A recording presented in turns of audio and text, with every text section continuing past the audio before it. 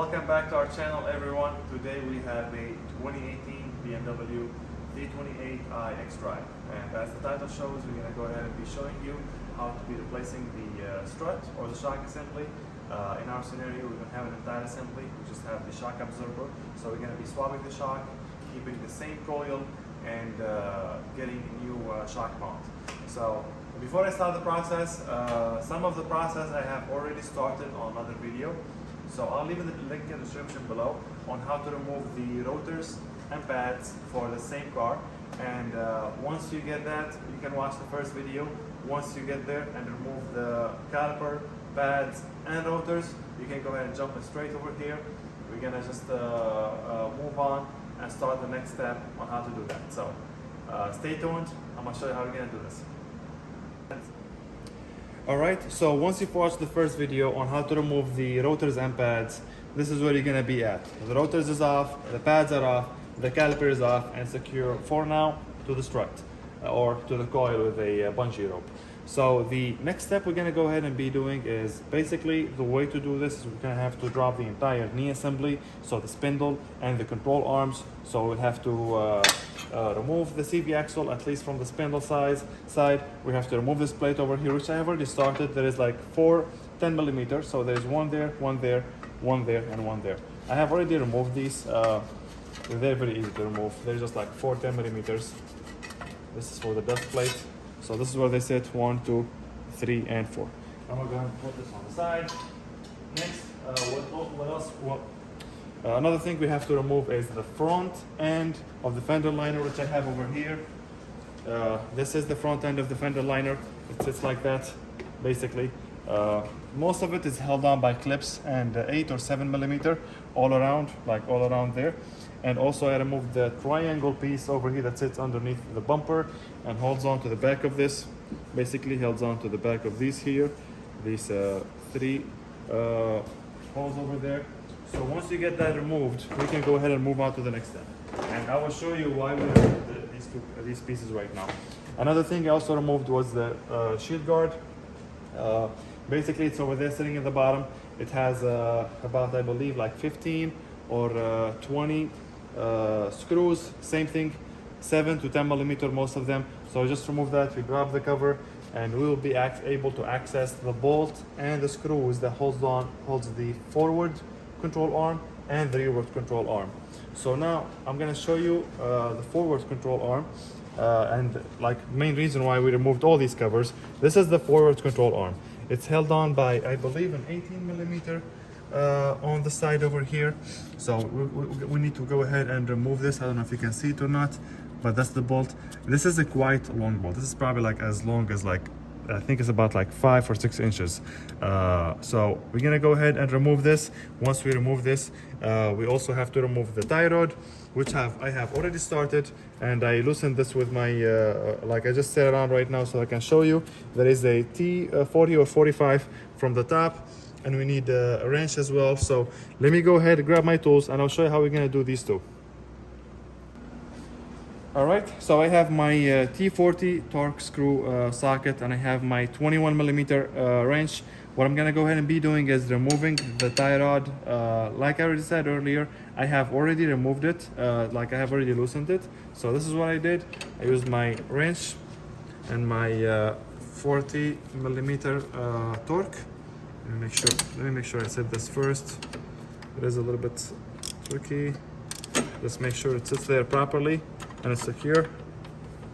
And then you're gonna hold your ratchet, make sure it's held on, and you're gonna go ahead and open it. Basically, the reason why we use the ratchet with the T40 screws, so that way we make sure like the actual tie rod, like the inside of it, does not actually move with the ratchet, which, you know, will keep it actually closed, like it's not gonna open or anything.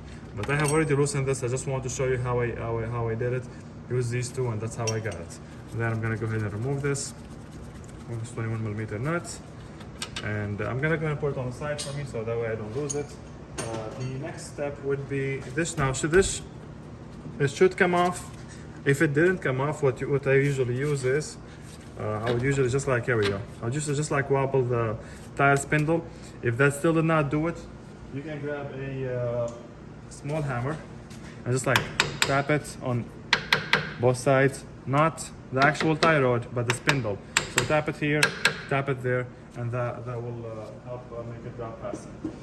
Now the next step would be removing the forward control arm.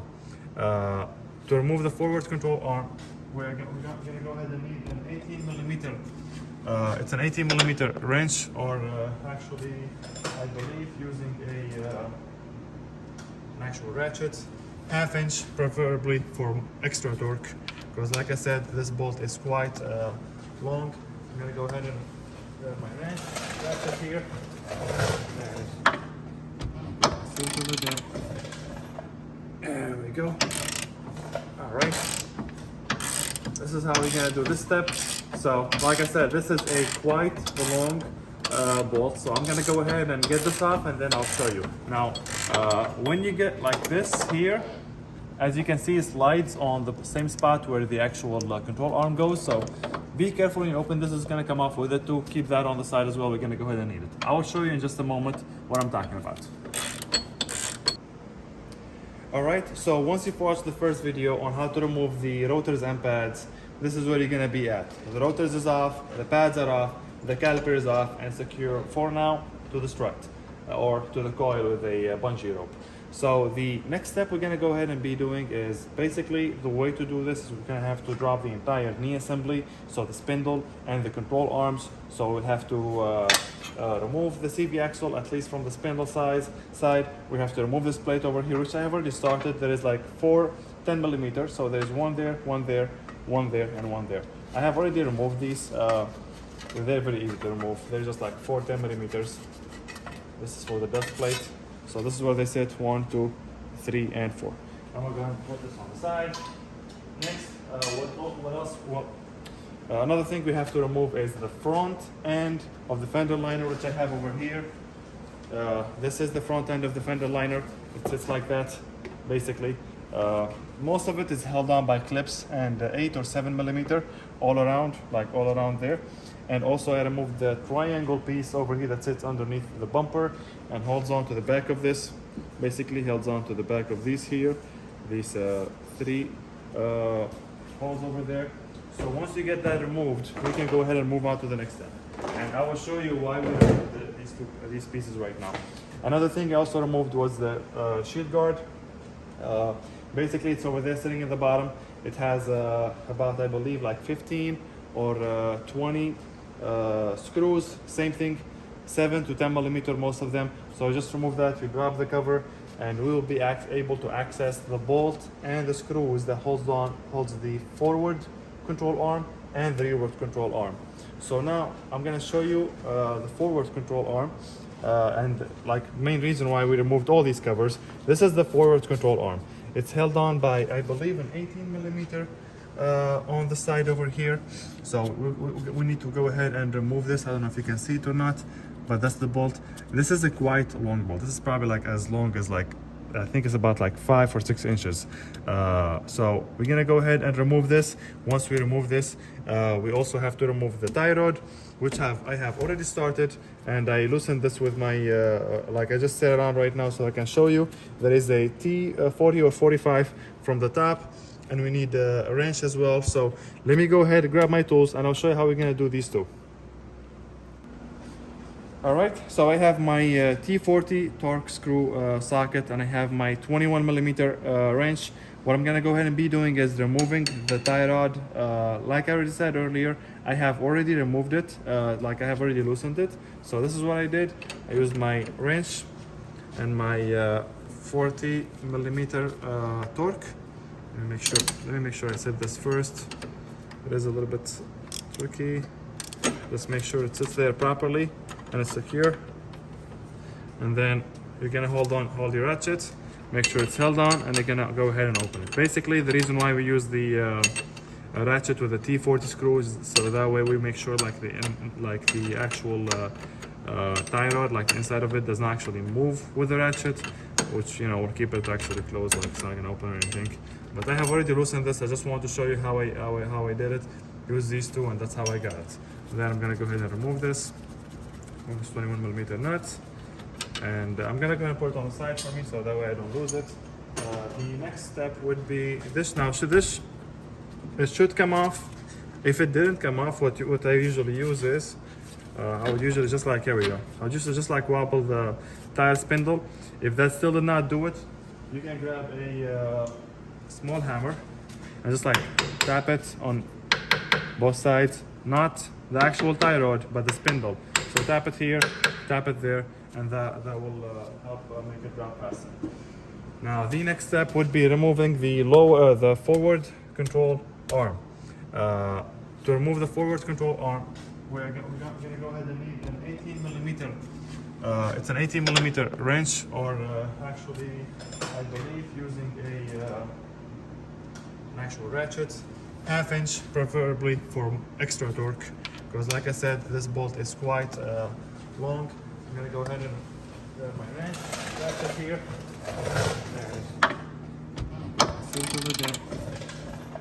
There we go.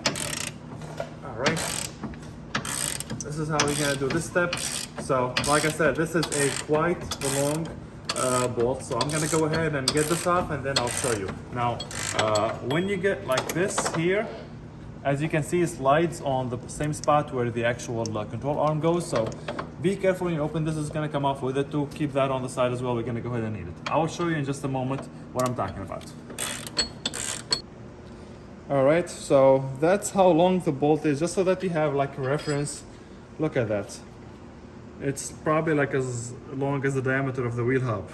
So anyway, this is how the bolt goes. It holds the forward control arm to the subframe. Now, this is the piece I was talking about earlier. Whenever you're putting everything back together, after you slide this in place and you hold it, this is, you see that white tab over there? It goes just like there.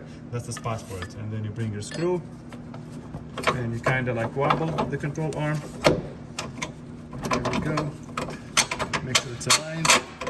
You push it, and ta-da! You just land, bolt it in there, and it should be good. But that's how this sits. I just want you to know, like this metal bracket over here, like how it sits properly over there. So I'm gonna leave that there for now because I still have some work. I still have to remove the sway bar link. Now, the sway bar link, we do not have to remove it from the bottom, like from the side of the sway bar stabilizer from there.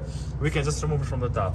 Now, this is going to be I believe it is 16 millimeters. So from this side, if you look at it, we have a 16 millimeter nut over there, and that's a T30 over there. So let me get everything ready. What I'm gonna do is I'm gonna go ahead and get the wheel speed sensor out of the way.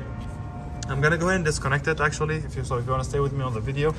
I will go ahead and disconnect it because essentially we're gonna go ahead and drop the entire spindle.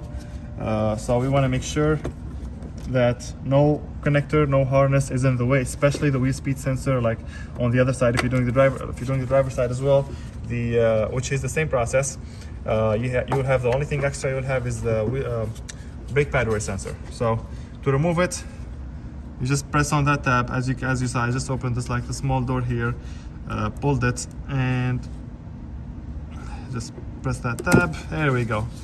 All right, I press the tab. Now there's a bracket for it here. When I remove it, then it slides in there. Just be gentle with it. You don't have to use excessive force. These bushings are all rubber, so there we go. So now that this is taken off, I'm not gonna remove it from the back, from the spindle, because usually the bolts they rust. Not rust, but kind of the water gets in there, and like there's like a residue. And I'm okay with just working around everything with the wheel speed sensor here. For extra safety, if you want to bring in a bungee rope and just hold it in place so it doesn't, nothing hits it, yes, you can do that. For me, I'm gonna just leave it like this, and then we're gonna go ahead and move on. Now, what I'm gonna do though is I am gonna go ahead and put this connector back over here. So that way, nothing hits it by mistake or something, whether it's the caliper or the spindle when you take it off, or the shock itself. So let me get my tools to remove the sway bar link from the top, and I'll show you how we're gonna do that. All right, so the first thing I'm gonna do is, this bolt is probably stuck. So what I did is I put my ratchet with my 16 millimeter, and I turned it a couple times. I know it's not gonna actually open the nut, but at least it's not locked with rust or water residue or anything like that. So now it turns freely, at least the entire thing does. So I'm gonna go ahead and grab now my 16 millimeter wrench and my T30 torque, and I'm gonna go ahead and do this. So if you're not, this is gonna be tricky, so let me just turn the entire thing. I might need a shorter wrench, so let me go ahead and grab my shorter wrench and I'll show you how we're gonna do this. Alright, so what I ended up doing so that I have more torque with the bigger wrench, I put back my tie rod and I just screwed it like with my hand. As you can see, it's like moving freely. And now I'm gonna go ahead and try to move the entire spindle, and that will hold it in place. See, right now it's held over there and I have more space. Let's try that with my 16 millimeter. I should have, yep, I have more space now. So as you can see, like I put my 16 millimeter wrench on there. I have my torque 30, and I'm gonna go ahead and start. Okay, this has to be in the open position. Come on now.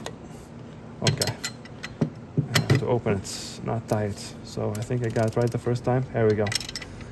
It is gonna be a little bit of a long process because, as you can see, like, you know, I'm going like quarter turn at a time. But basically, I'm holding the center of the sway bar link where the thread is and where the torque T30 is sitting.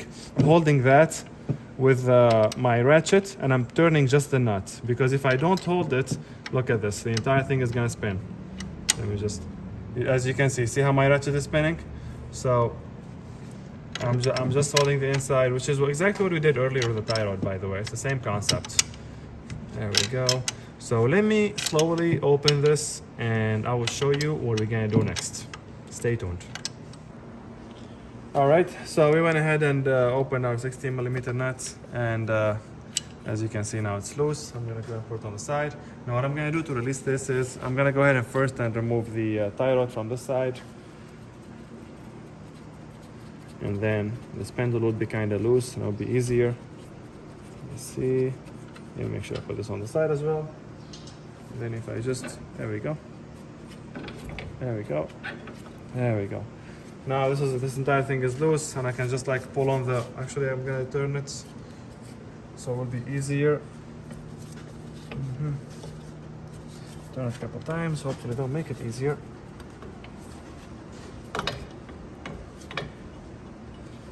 Okay, I think it is stuck a little bit, so what I'm gonna do is I'm gonna use my mini hammer. Again, my mini hammer. I'm just gonna tap it. Let me see, the space is kind of tight.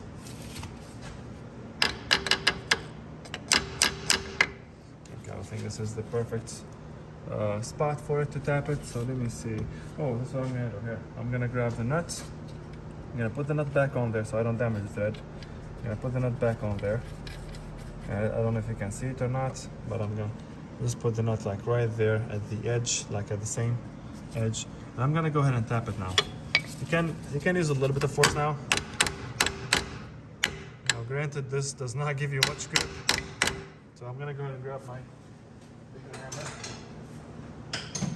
Some people will not like this in the comments, or like when they watch the video, but I've done this before. As you can see, the thread has not gotten messed up or anything. The nut is still loose, and I'm not applying too much force. I'm basically just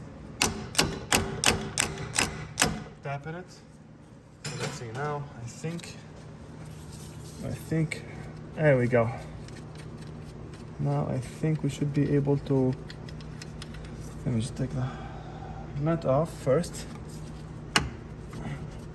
There we go.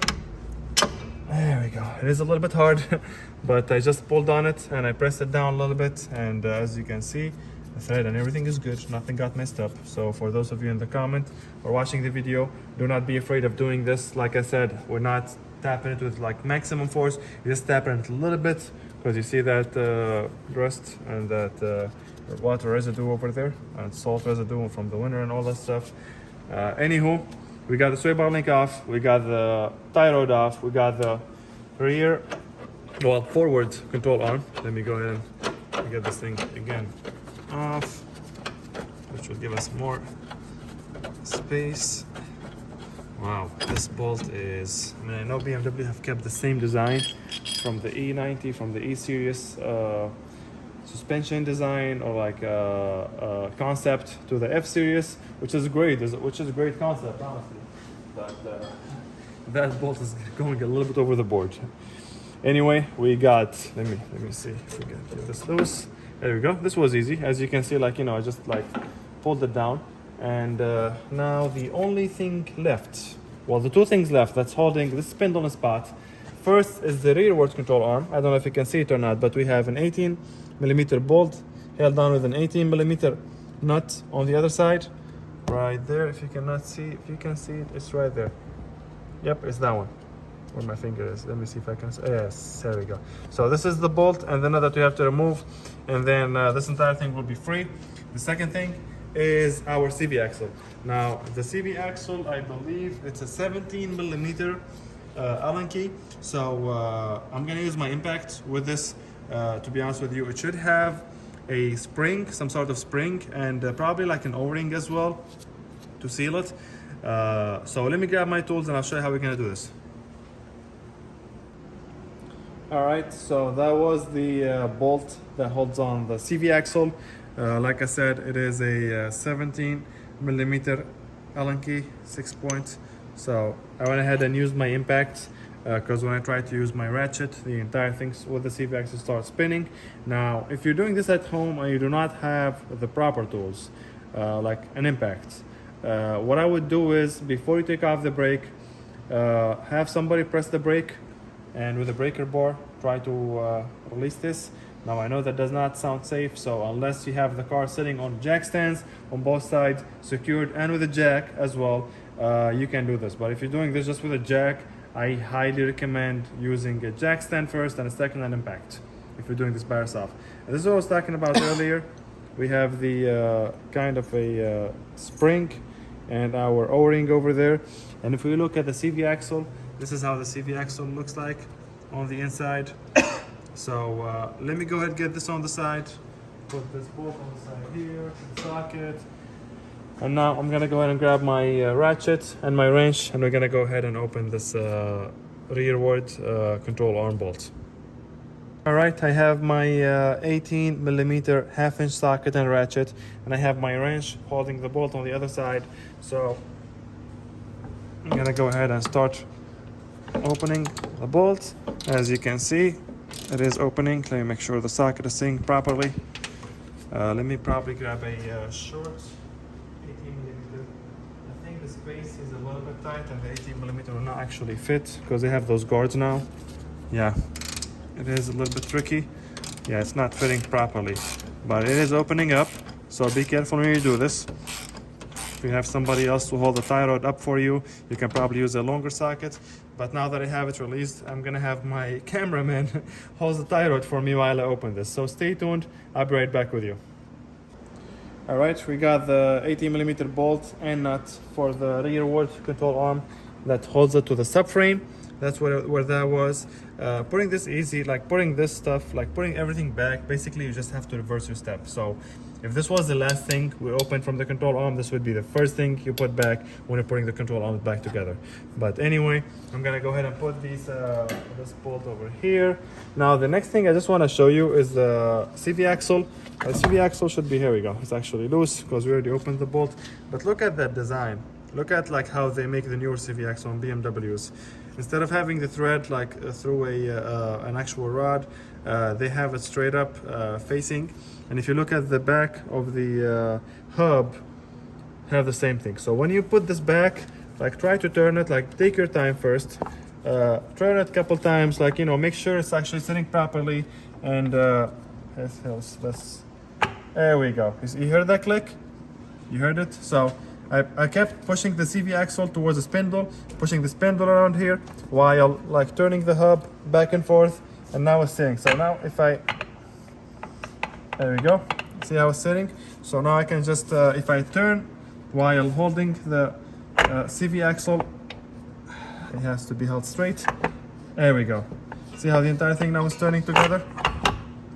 Point is, once you get the CV axle sitting properly on the back of the hub, on the back of the spindle, grab your screw and the screw for the CV axle, which is this here, and start tying it slowly. And once it holds, actually holds it, like once actually like start screwing into it, keep pulling the CV axle towards you, so that way it does not go off the thread and mess up the hub or anything else.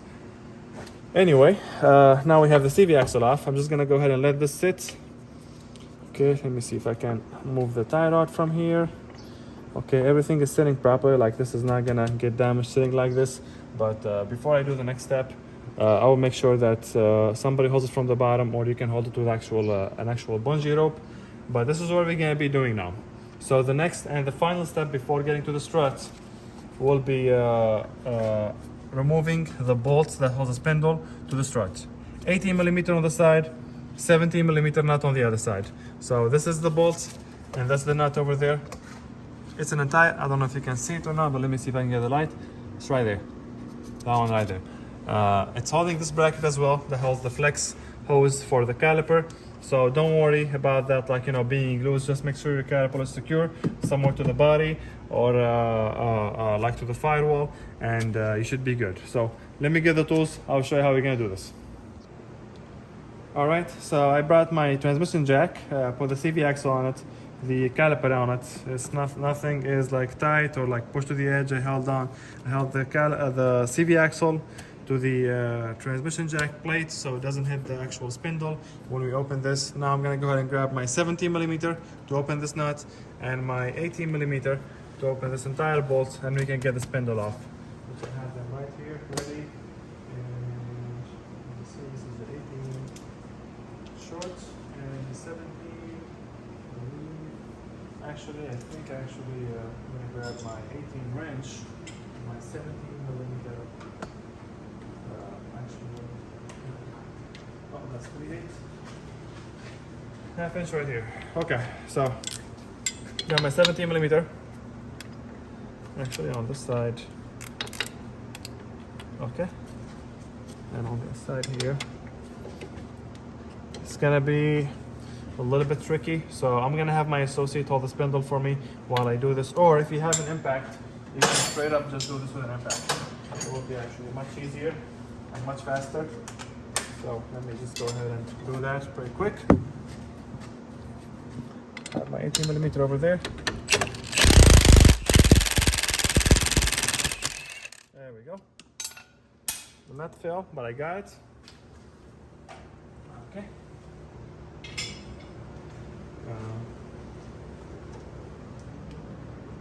Okay, so on the other side, it was actually a 17 millimeter, and on this side it's actually 16. So I'm glad the nut did not get damaged. It did feel like a little bit loose when it was opening, so as you can see the nut, what I'm gonna do, I'm just gonna go ahead and get a new one for the customer. But on the other side, for some reason, it was a 17 millimeter, and I'll double check that right after this video and let you guys know.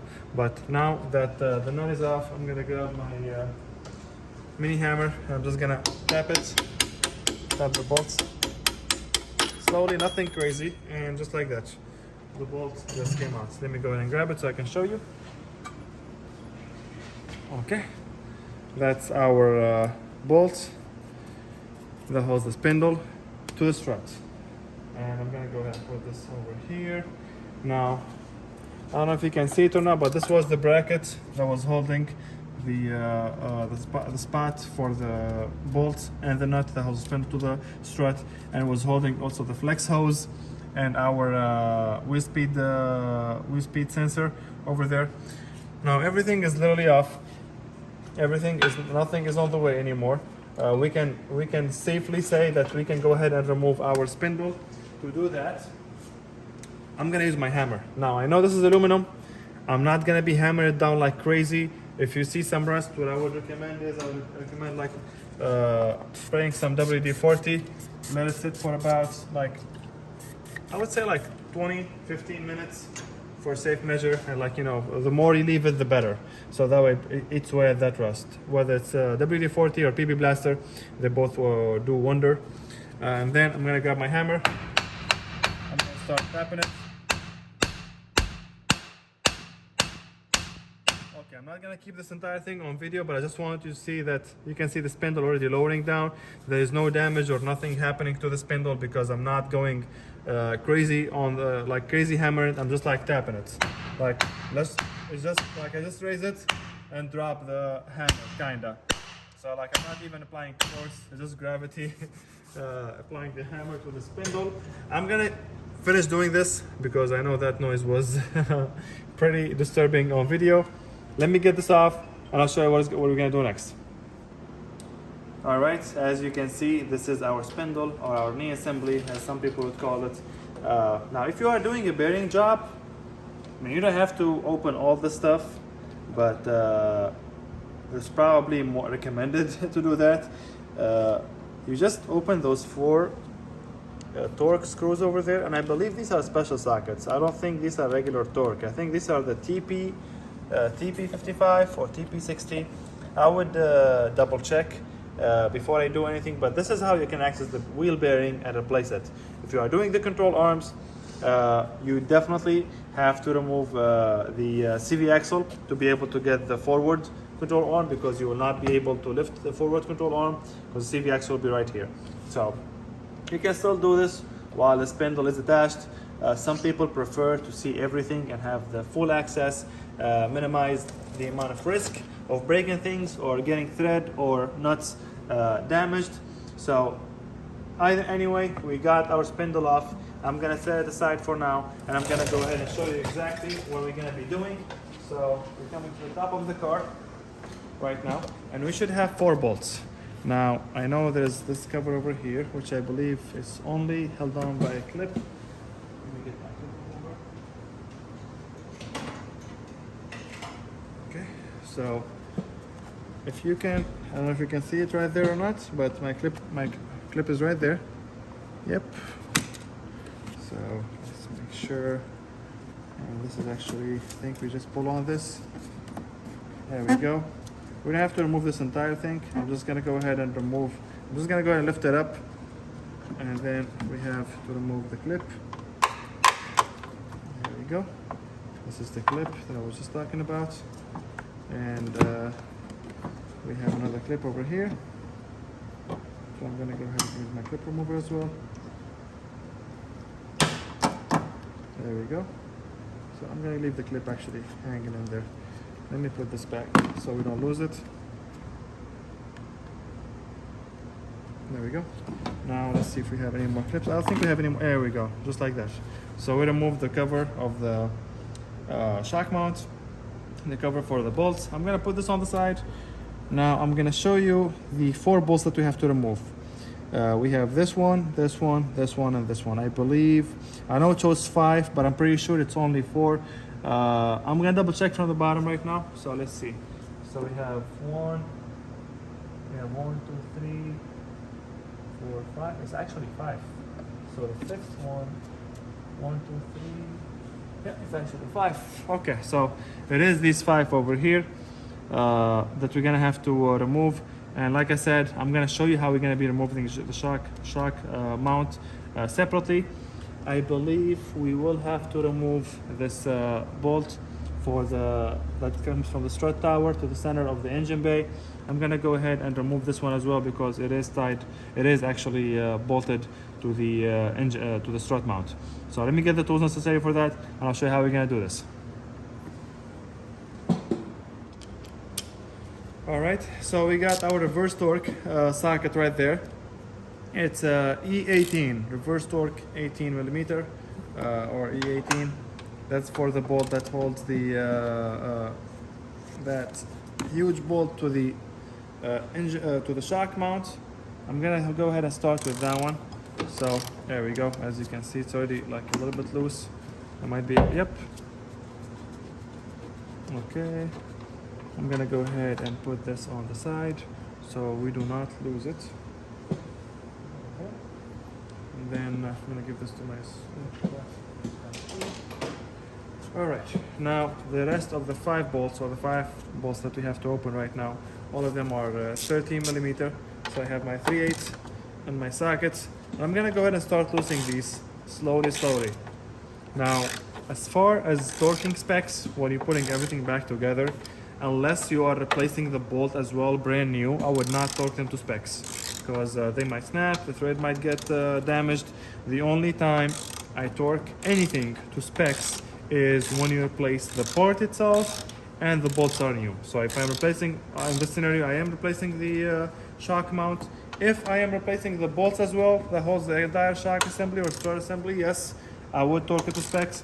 In this scenario, I'm not going to.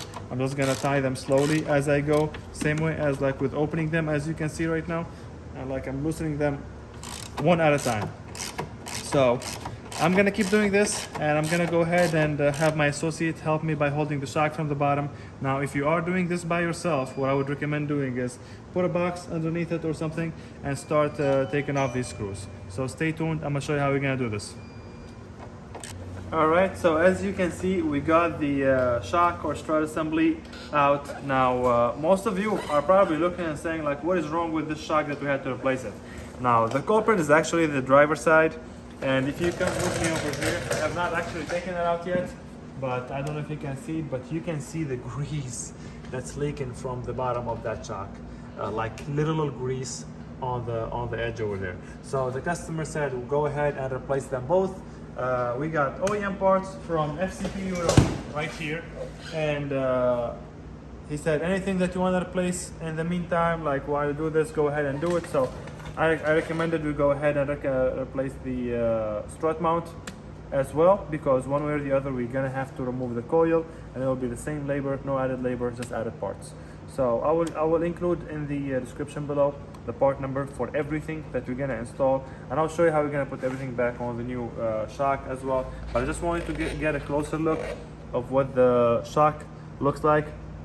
I know it looks like it has 6 screws, but it's actually just the 5. 1, 2, 3, 4, 5. Is it actually 6? It is tricky. No, it is actually 5. No, it is 5. I can see the thread on this is like never been touched, but kind of rust like on these 5 over here. So what I'm going to be using is to remove the coil. I have my coil compressor over here. I'm going to be using. You might have the same tool. You might have the tool that's actually mounted to the wall, and it's like much fancier to say the least. So I'm going to go ahead and let's see if I can actually show you what this does. Actually, no, I'm doing this the opposite way. There we go. Let me see. So I believe it's 17 millimeter, if I'm not mistaken. This is gonna be extracted like well. All right, so I have my tool sitting like that. I have not tied it all the way yet. This is just with my hand. I pushed these clips. Basically, what this does, this will compress the actual coil. So okay, I don't have. Let me grab my wrench. Will probably be easier. 1 second. If you have a flex head wrench, will probably be even more easier. So I'm gonna go ahead and grab that as well. All right. So if you have a tool bench, you can do this on a tool bench, or you can do it on the floor. Personal preference on the floor. Okay, so I have my 19 millimeter. I'm gonna go ahead and start compressing this just slowly. I'm not gonna compress it like all the way to the end, because what I want to do is I don't want to create the force just like on one side. I want to make sure it's like on both sides. So I'm gonna grab the second part of my tool. Okay, so we're gonna be doing this way. Let me close this.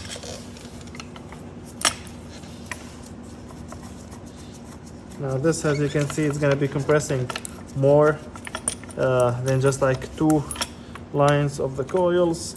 Let's see if I can push these. These are basically for safety, so that way, like if it snapped or something, like, you know, or if something was to happen, like this would not get thrown in somebody's face, or, you know, stuff like that. So let me see if I can use now my power ratchet to make this faster. Yep.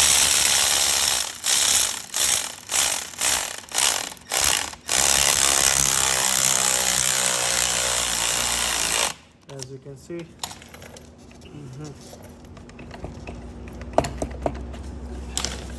Now I'm going to continue by using my actual wrench.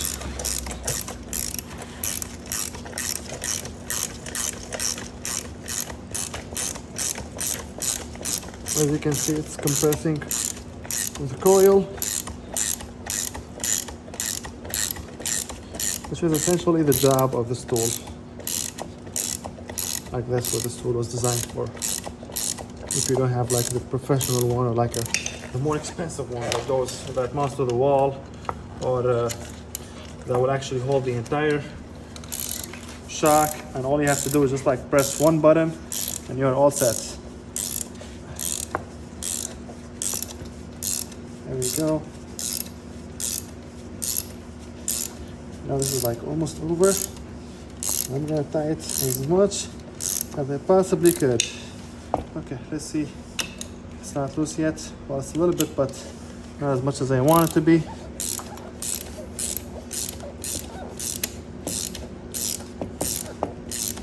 Let me go ahead and get this a little bit loose, and I'll show you how we did that. All right, so I just want to show you one thing before we move forward with the coil removal. This is the part number. It is 313-168-73804. This is for the right side, this is for the right, and the left one is actually on this side. So let me show you as well so you can have it. All right, so the left one, so much grease on there. Oh my God. It is 313-167-3803. It's the one on the first line over there. That's the part number for the left side. Now, the customer ordered the original. I did order original ones from FCP. That's the part number for it. But I will also include the part number for like other replacement that might be cheaper. I think the shock for this was like $380 or $350 for the original ones, and there were like some other brand. Well, there was actually Bilstein for I believe $150 or $160. So I will include the part number for that in the description below. But as far as the original part number, that's the original part number for the struts. Now, as far as the coil, I ended up going two routes. I put the first one on the side.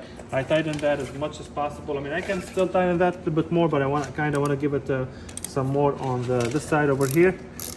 I know a lot of people would say putting my hand on the coil is kind of dangerous, and yes, it is. So that's why I moved it over here. Now I'll put the other one on the side upside down. Make sure I use both locks. And I'm gonna go ahead and try to pull this as much as possible to make the coil loose. I might actually use a third one. I have 4 of these total, so I might use a third one. It can be a little bit tricky with these shocks. So let me get this tightened more and I'll show you how we get. All right, so now we have our spring compressed. I actually ended up using 4. All of them I used, just better be safe than sorry. Now you can do this with the coil compressor that hooks up to the wall. I do have one, but I wanted to show you that you can still do this with the minimum tools, or like these you can get set from Harbor Freight for like $25, I believe. Now I got my 6mm Allen key, and I got my 18mm wrench, and we're gonna going ahead and opening the. That's what we're gonna go ahead and opening the nut over here, and I'm gonna have my. There we go. So let me just make sure. Okay. Now I'm gonna hold my shock, and I'm gonna go ahead and start opening it. It is a little bit tricky, so make sure you get in position. There can be. There we go. Oof. Okay. All right. Slowly, slowly. You're not to rush. There we go. I want to show you this throughout the entire thing, so I know the video might be a little bit longer because of this, but I would rather you see it. There we go.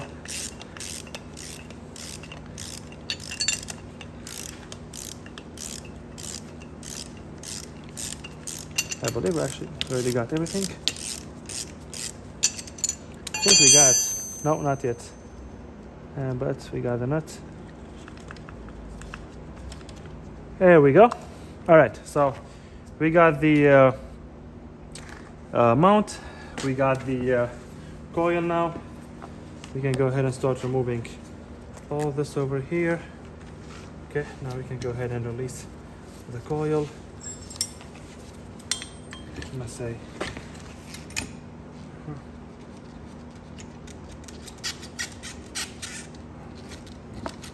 I know I'm pushing it with a with a wrench. If you have a flat head, you can. There we go. Okay, I'm gonna set my coil right there. This is my struts. I'm gonna go ahead and remove this because we're gonna move it to the new shock. I don't think the new shock comes with this. I know it's ripped apart. This is mainly for dust, so that like does not get in there. But this is basically our shock. Again, that's our part number over there for the right side. I'm gonna go ahead and grab the new parts, and I'm gonna show you how we're gonna put everything back together. So stay tuned.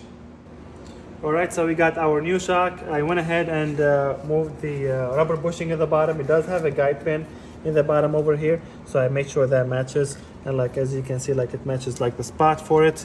And then I removed this plastic bushing. Now to remove this from here, I had to hammer it with my mini hammer, just like tap it on the sides. Same thing to install this back here. I'm just gonna tap it to make sure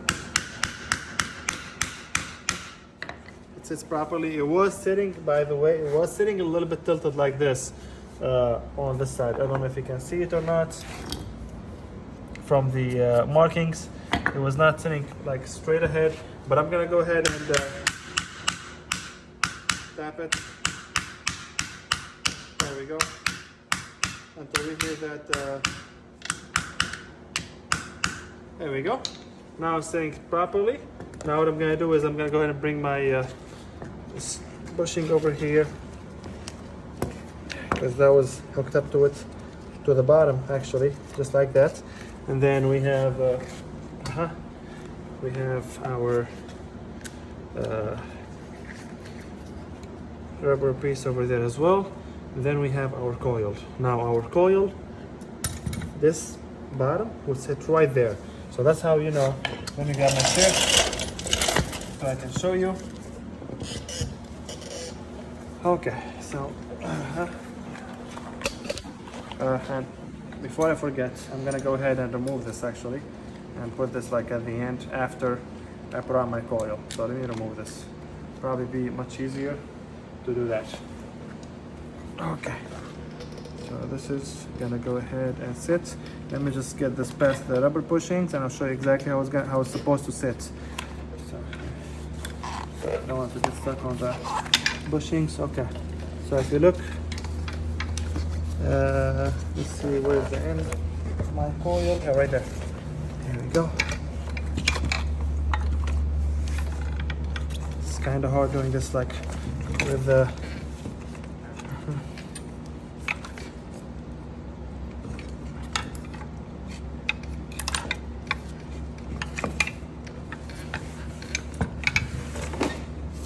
trying to fit.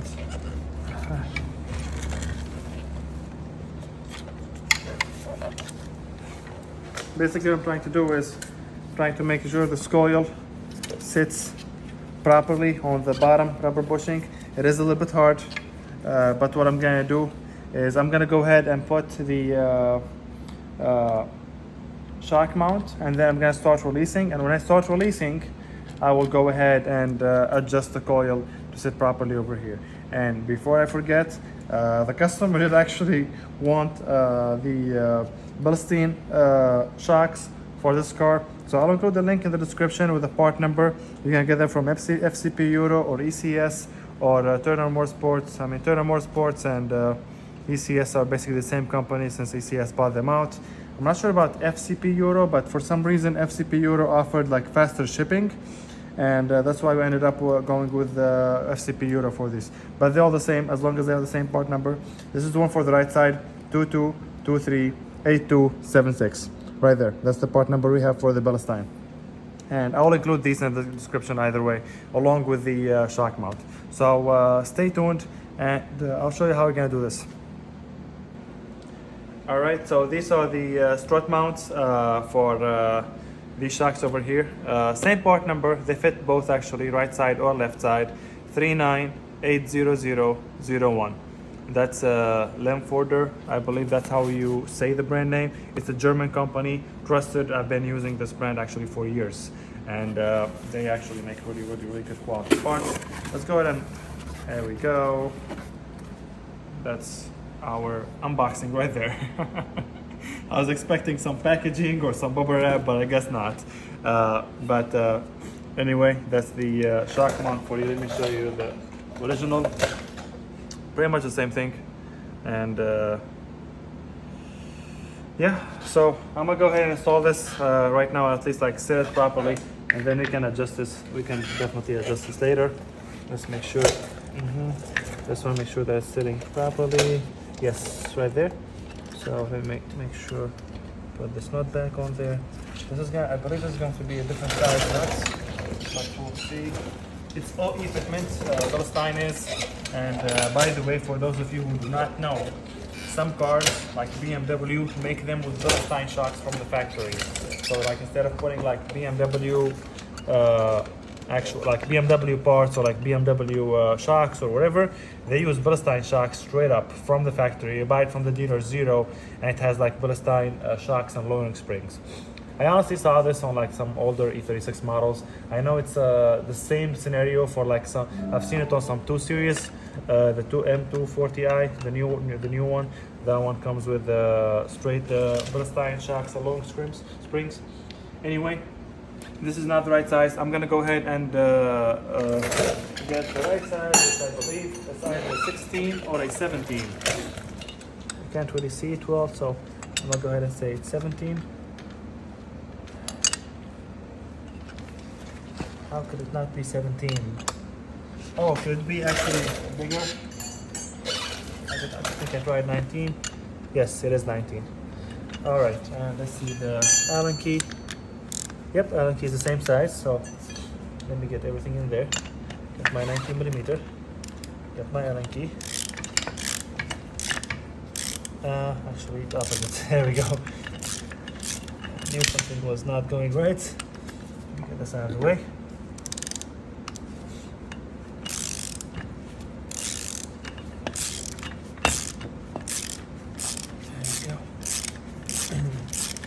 I can do this behind the scene, but I actually want to show you guys exactly how this is done, because I know it's hard to find like step-by-step procedures anywhere actually online, or like even if you have like a professional system that shows you how to do this step-by-step, it does not show you the there we go.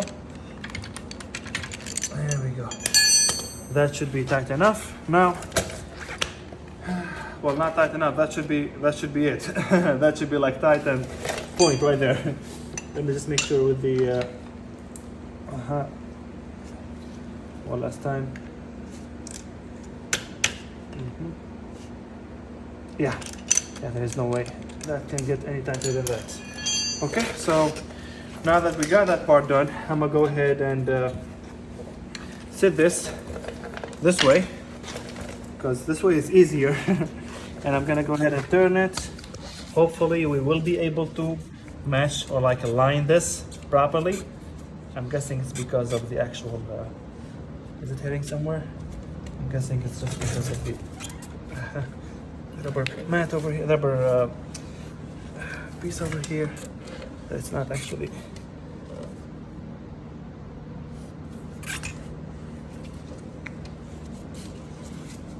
There we go, okay. So we're almost there. It's like right there, as you can see, because the edge of that sits exactly over there. So what I'm gonna do is I'm gonna start releasing some tension. And I forgot this part. So I'm gonna go ahead and open this back, put this back on there, and I'll show you how we're gonna set the coil back here. So stay tuned. All right, so we have our coil sitting properly from the top side over here, and like kind of aligned with the rubber bushing in the bottom. So as you can see, like the coil is supposed to sit there. So I'm gonna start like loosening this slowly. slowly. As you can see, it already started moving. So as far as this coil over here, well, not this coil, but this piece over here that holds the coil. Let's see if I can move. It's kind of hard to maneuver, honestly.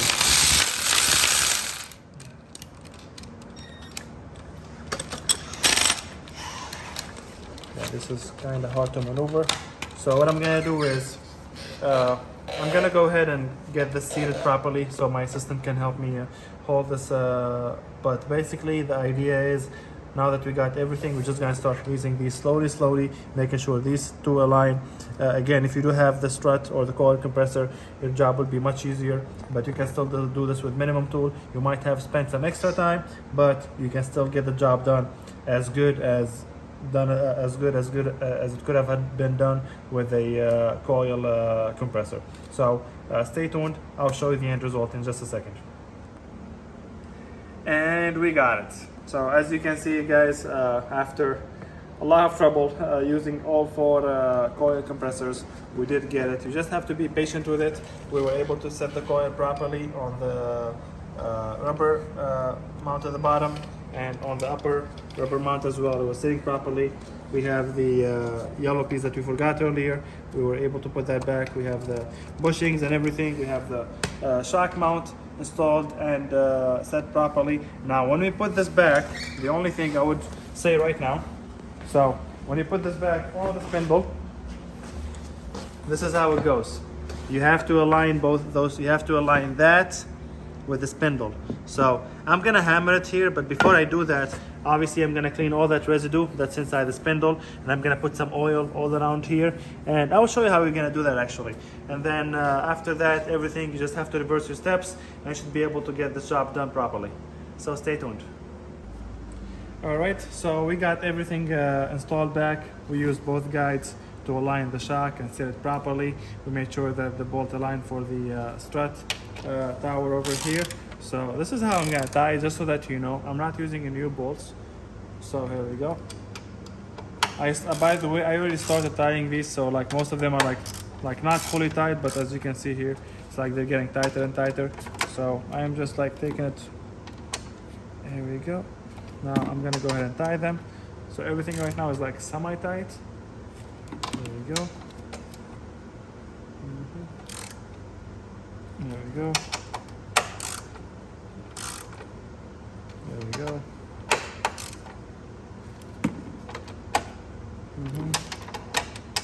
Just so that you have an idea, basically. There we go. All right. We got all of those tight. Now we got the last bolt, which is the reverse torque 18. There we go. And that does it. Now I'm gonna go ahead, obviously you know how to put this stuff back, just like we took it off. We have the clips and everything. I will do this later on, but for now I wanna show you what we're gonna do and how we're gonna install the spindle back, so stay tuned. All right, so we got the shock installed. Now we're gonna go ahead and install the spindle. Now, like I was saying earlier, there is this guide in the back here. I'm gonna turn the shock so you can see this guide over here. That one aligns with this back piece on the spindle over here, so when you put it, make sure that aligns with it. I cleaned up all the moisture and well, not moisture, but the debris and the rust that was on the spindle all around it over there. And I also put like some oil. I'm gonna do the same thing to the new shock. I'm just gonna add some oil. Believe me when I tell you guys, this makes it like 10 times easier. Like just putting some oil in there. It's just like it's much better than just like, you know, without using it. So just like all around it, oil, don't be shy. And then I'm gonna go ahead and grab my spindle, and hopefully we'll be able to get it in one go without having to hammer it a little bit or anything. Thankfully the newer models, it is aluminum, so it's much easier to actually carry. It's not as heavy. Okay, so fortunately this is not going in as easy as I expected, but actually, hold on a second. I think we got it. There we go. And we are almost there, actually. Let's see. I don't want to forget about this part. So actually I'm like halfway through, so I'm just gonna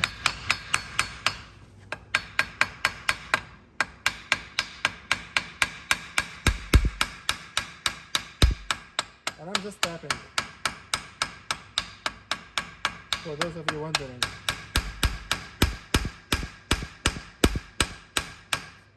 I think that's the limit right there. Let me make sure. Yep, that is the end of it. Let me make sure here. Yes, so now what we do is I'm gonna go ahead and this is, come on now.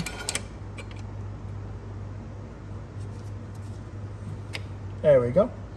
Then we're gonna go ahead and bring our, as I called, our bolts. And by the way, I'm gonna go ahead and check the size of the nut on the other side, on the driver's side, because I know earlier I told you it was 17, and on this side, turns out it was actually 16, not 17. So I'm just gonna set this down. I'm gonna check for the bolt shock, just so that you can be certain like how far it goes up. You can measure, you can see where the old spindle stops. See right there, that's where the old spindle stops. So you can measure how much that is and mark it on the shock before you install the spindle, and that's how you know, okay, that's where I'm supposed to start. Because sometimes with aftermarket parts, now in this scenario it's Bilstein aftermarket, yes, but BMW use it on other cars. So what I'm gonna go ahead and do now, I just want to check the size. Okay, so this is the other nuts. And it's actually 16. So it was 16 on both sides. I guess I did not notice it because it's one of those nuts that are like self-tightening. But anyway, we got our spindle installed.